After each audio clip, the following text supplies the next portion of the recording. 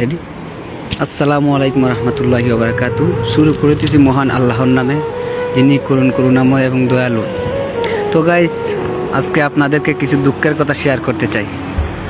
তো আশা করি সবার ভালো লাগবে। যে চলো সবাই প্রবাসী। তো গাইস, যখন দেশে ছিলাম আমি, তখন আমাদের সাথে বন্ধু বান্ধব ভাই বাদার সবাই অবহেলা করতো, যে এই মানুষটা কি করবে, এই করবে সেই করবে, সবাই মানে অহংকার করতো গাইস। তখন গাইস আমি কারো কাছে কিছু করি নাই প্রতিজ্ঞতা। তখন আমি চলে আসতাম, যখন আমি আমার মায়ের কাছে আসতাম, মাকে বলতাম, মা এইরকম বিষয়, সবাই আমাকে অ্যাঙ্কার করতেছে, সবাই পাতলা ভাবতেছে। তখন গাইস মা কাঁদতো।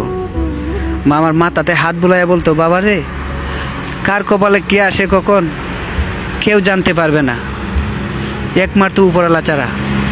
আল্লাহ পাক তোমার ভাগ্যে কি রাখছে আমিও বলতে পারবো না, শুধু আল্লাহ পাক বলতে পারবে।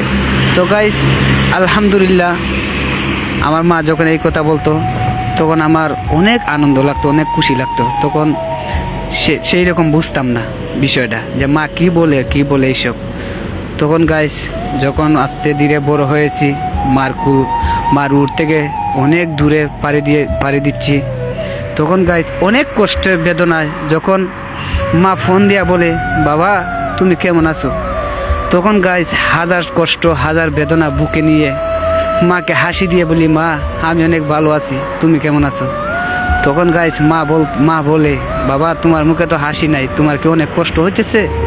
তখন মাকে গাইস হাসি দিয়ে বলি, মা আমার কোনো কষ্ট হয় নাই, তুমি কেমন আছো।